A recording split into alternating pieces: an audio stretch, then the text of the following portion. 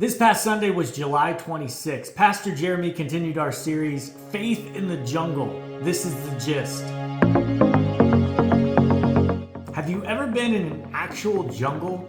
I don't know that I actually have, but I imagine that it would be terrifying. And Pastor Jeremy Sunday painted us that picture, and he said, it can be terrifying, but with the right perspective, it can also be wondrous. And then he posed the question to us, what is our perspective when we navigate through the jungle of life?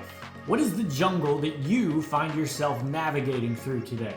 Or to put that question into different terms, as Jeremy navigated us through a passage in Daniel, Shadrach, Meshach, and Abednego, the different terms are, what would it look like for you to navigate the fiery furnace? Shadrach, Meshach, and Abednego, they face a choice. They either have to bow down and worship this king, which of course was not good, or they were to be thrown into a fiery furnace, and they chose to stand up for their faith. And what's interesting about the story, and Pastor Jeremy pointed this out, he says, we have become obsessed as Christians with praying that God might remove those obstacles, those fiery furnaces, the jungles of our life, so to speak, those terrifying things we have to go through. We pray that God would remove those from our lives. God didn't remove the fiery furnace for Shadrach, Meshach, and Abednego, but he did walk through it with them. And this is an interesting thought to think about.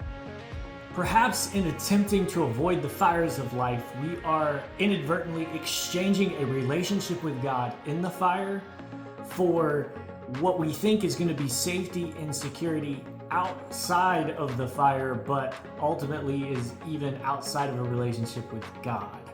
Pastor Jeremy hammered this statement home for us. He said, fires fail to overcome those who trust in God. One more time for the people in the back. Fires fail to overcome those who trust in God. Yes! Can you testify to that kind of faithfulness in your life? Not only your faithfulness to God, but God's faithfulness to you. Who are you when you find yourself being thrown into the fires of life?